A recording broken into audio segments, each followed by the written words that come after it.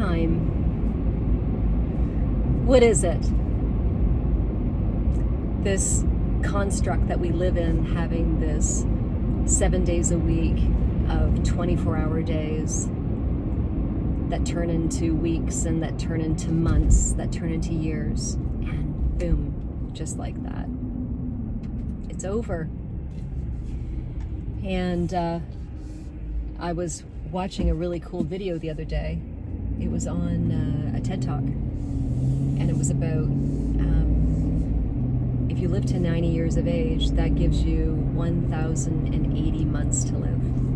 That's it, 1,080 months to live. And that doesn't sound like a lot, but it gets better, because once you factor in sleep, once you factor in your time in the washroom and hygiene and all that stuff, like all the things that you do, factor in the sitting and eating, and then you factor in actually the time that you spend on social media. It literally gives you something like 360 months. 360 months of just living joyful, living like freely to do what you want, like what is your dream, what is your purpose, what is your ultimate joy, because the rest of the time is spent in that time of not doing what you exactly want to do. I mean, mind you, I love sleeping, so that's I'll give it that. That I find that's my dream state. That's when I travel off to other realms. But it was just very interesting to listen to that in such a profound way, and to understand that we are here for such a fleeting time. And the more that we get screwed up with social media, and we get screwed up with, I'm talking about like the doom scrolling and the feeling less than, and the comparison and the hustling and our ambition to hustle, and if our goal is to make money, we will be forever unhappy.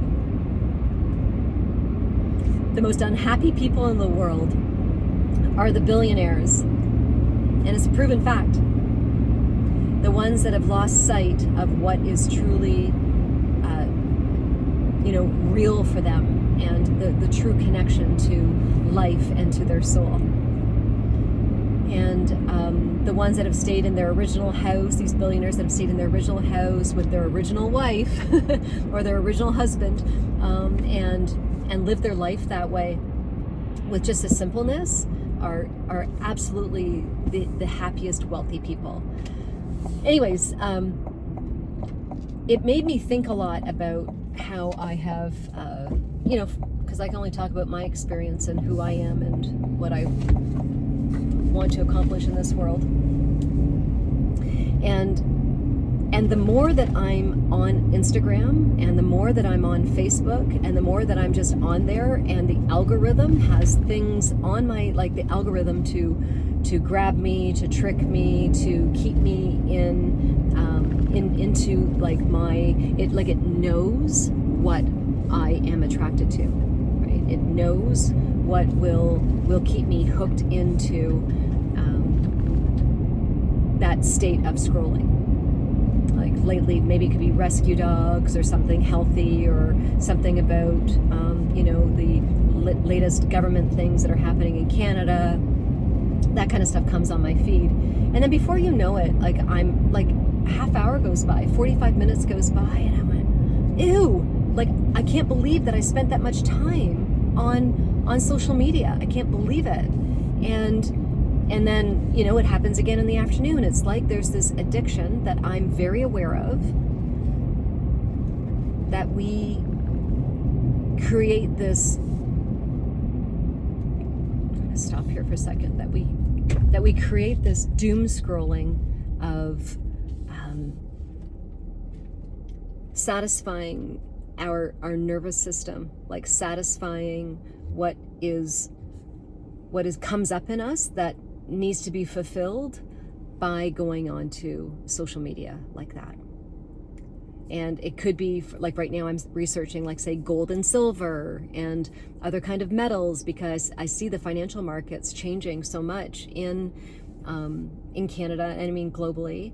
So I'm going like, so what's the alternative? And what is crypto like? What are metals like? What about these things? What about doing that? Like different things, and just learning about that. But before I know it, like I've realized that I have allowed fear to take over my life, because obviously I am fearful that there could be something happening financially, and I'm trying to make my life solid, right? In the event that there's a financial collapse. So, but what a consuming thought for a mere soul, with this human body and just moving through this life. Like, that is the truth of my existence. I am just this soul that is here for the lessons and here to learn, and hopefully learn, because to be repeating this in the next life is like, oh my God, like that's the last thing that I want to do, is to be repeating any of this kind of like negative stuff. For me, I'm actually so grateful to be able to know that I can, and I have the power to move through this, to move through this whole existence, to move through all of my lessons, to move through all of the things that are coming at me, and I get to come out the other side. Like that's my goal, is to surrender and to release all of the triggers, all of the negative things that can trigger me, right? That make me feel very uncomfortable and make me rise up in fear, and to solve a problem. And I'm noticing and recognizing that there are a lot of accounts online that push and push and push the fear. They don't push anything else on their accounts except for divide and pushing, and our population, our political affiliations, what this politician said, what's happening in the banking system, what's happening in the Federal Reserve, what's happening in the US, Trump is a moron, like all the stuff, when none of this matters. None of this matters. When we understand that there is a huge, global control system far beyond what our politicians are and what's happening, in the day in, day out of our politics. And I'm not getting into that. I'm just saying that I do know and I do understand that how life happens is such a bigger scale. But in the big picture, is any of it affecting me? No.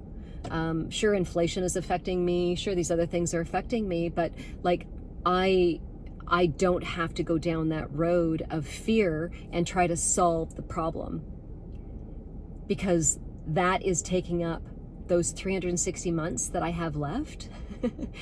That I said at the beginning, that we have just a certain time that's been allotted to this human avatar, this meat suit, to get me through my life. And if I spend any of this time, like even if it's an hour a day on making my fear go away, or solving that trigger that's come up in me because I've seen something on social media that might not even be true. It might not even be real. But if I spend any time on that to try to solve my issues, like that has robbed me of my creative time. It's robbed me of my time in my garden. It's robbed me of my time painting. It's robbed me of my time, driving to my daughter and my son-in-law's house, or driving down to Toronto and seeing my mom, or like whatever. It's robbed me of that time to spend with family and friends, and and filling my heart up, going for a walk in the woods. No, like, why would I want to spend any time on my cell phone when I can be in Kolhapur here in Gray County and hanging out with the trees and allowing their messages to come through me? That is the truth of our existence, is creating this stillness, creating enough quiet, creating enough space between the words, the space between the thoughts,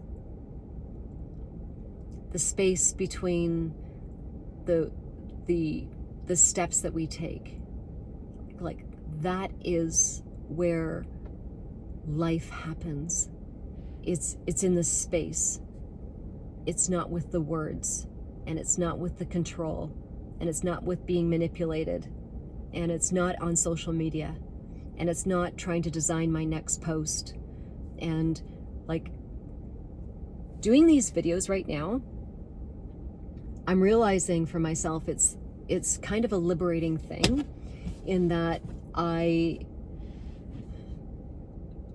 just not going to do any thumbnails. I'm just going to put my phone on record. I'm not going to do any editing. I am just going to share the thoughts that are coming through me, and I'm going to see where it goes.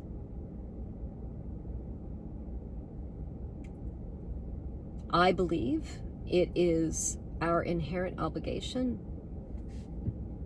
to come, when we get bestowed this beautiful life, this, we were chosen, to be here and be allowed to incarnate through, a body and have this beautiful soul journey. And I'm not going to mess this up. I'm very dedicated to my personal growth and to creating even more self-awareness and share with others, because I do believe that is a big part of it's a big part of my journey. And I do believe it's a big part of my purpose.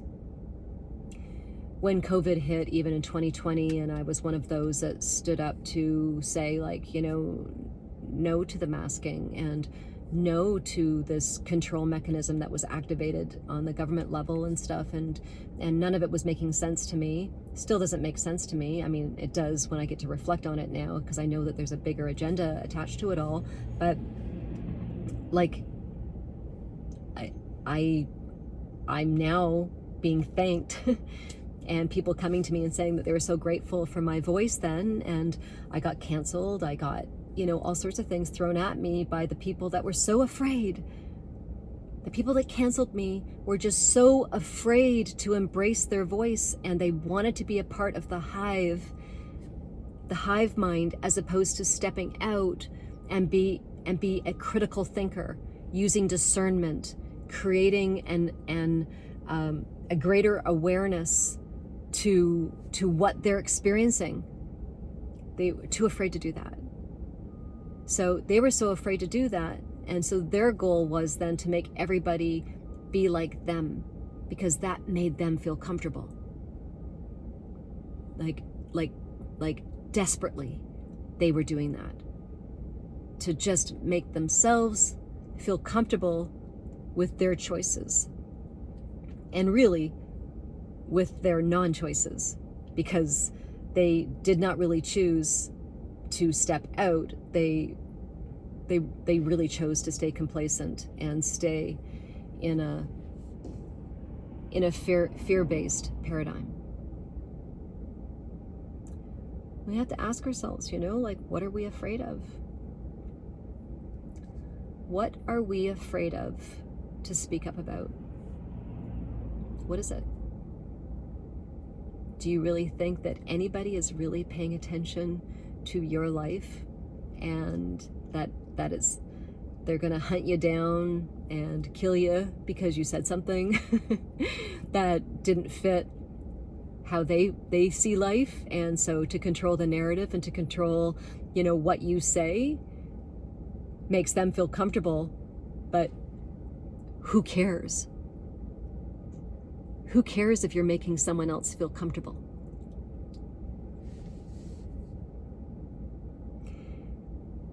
If I just have 360 months of clear freedom, of being able to live my joy and experience life the way that I need to and want to, whatever it looks like,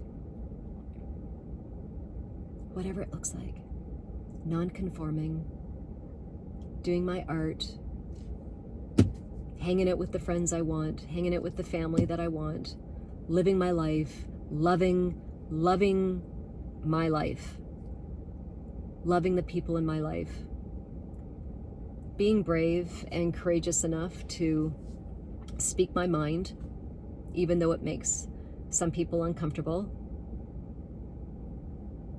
That's why I'm going to live my life. Because when this shuts off one day, meaning like my heart stops and what I'm left with is nothing I've acquired on the outside world. The only thing that's left is what I've acquired on the inside. My soul, my forgiveness for myself, my forgiveness for others, my surrender, my release, my accepting, my heart wide open to allow life and lessons to unfold the way that they're meant to for me. That's where I want to be. And I really hope that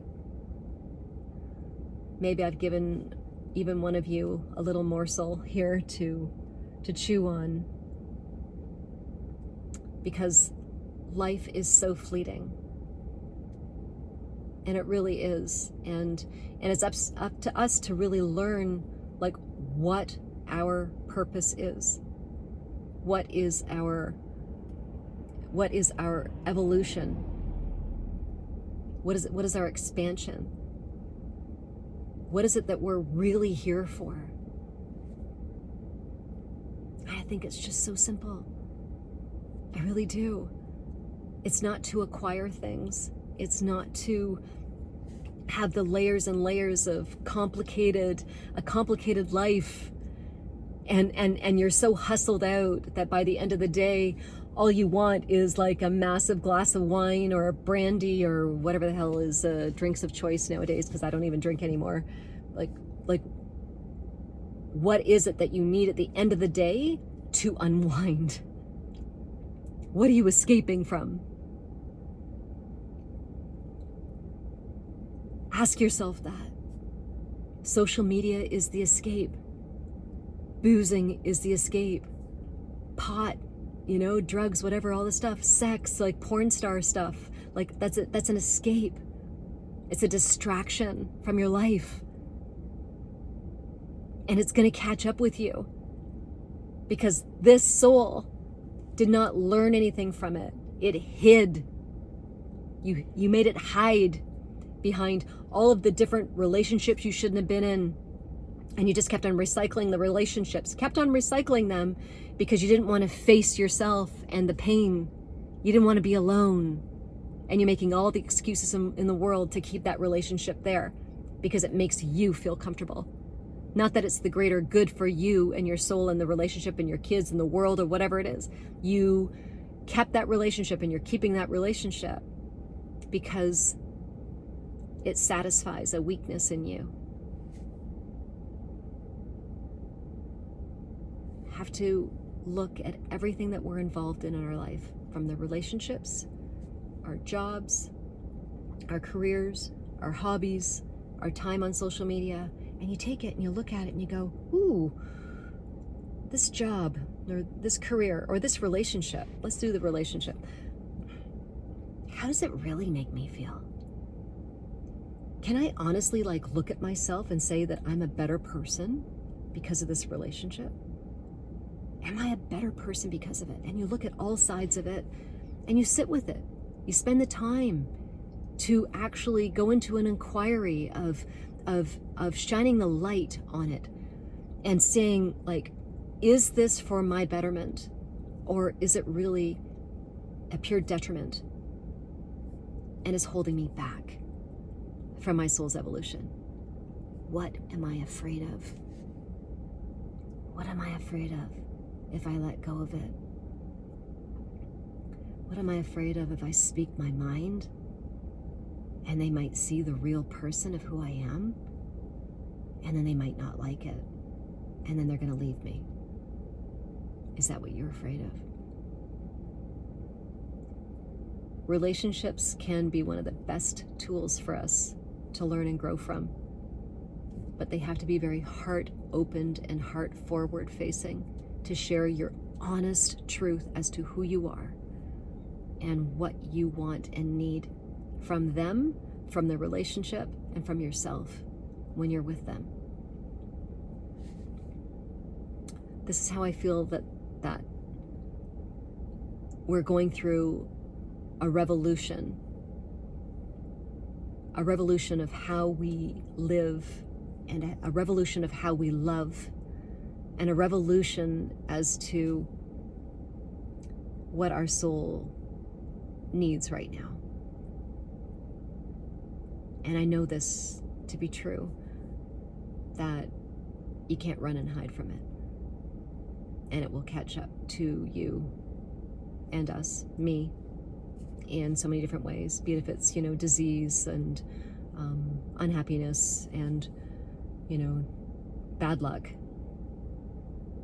And the bad luck is the universe, God, whatever you want to call it, is giving you that other lesson. You're trying to run and hide from not facing the thing that you have to face. We're going to give you another black cloud. Okay? You got to face it. Anyways, I hope that I have shared a little bit of wisdom here.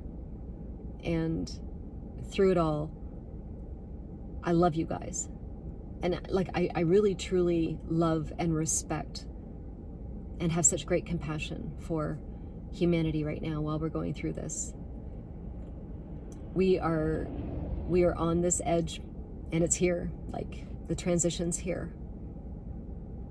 And if we choose to not deal with it, and if we choose to not face the shit, the triggers, the stuff coming up in us, and reflect, spend that time to reflect on that, and not grab a distraction on the outside world, like social media, which is very addictive right now, we'll get a chance to spend that 360 months of our life that's not spent sleeping, and it's not spent in the bathroom, and it's not spent eating, right? That time that's free for us to, enjoy and grow from. That's what I wish for humanity, because we need each and every one of you to be in such a beautiful, loving, compassionate, accepting way. Drop the divide. Do not allow social media to put fear into you. Do not get panicked. Do not think that there's anywhere to be to survive and escape. Our inner world creates our outside world. And the more that we spend on social media, the more hysterical we become. And the less we spend on social media, and the less we spend with our distractions of boozing it up, or the porn, or the drugs, and all the things that we're using to escape from, that is not serving us. We need to spend the time with ourselves, in the woods, with the trees, with the birds, with the stillness, and celebrate this beautiful gift you've been given to be here on this earth while we go through this massive transition time. Love you guys.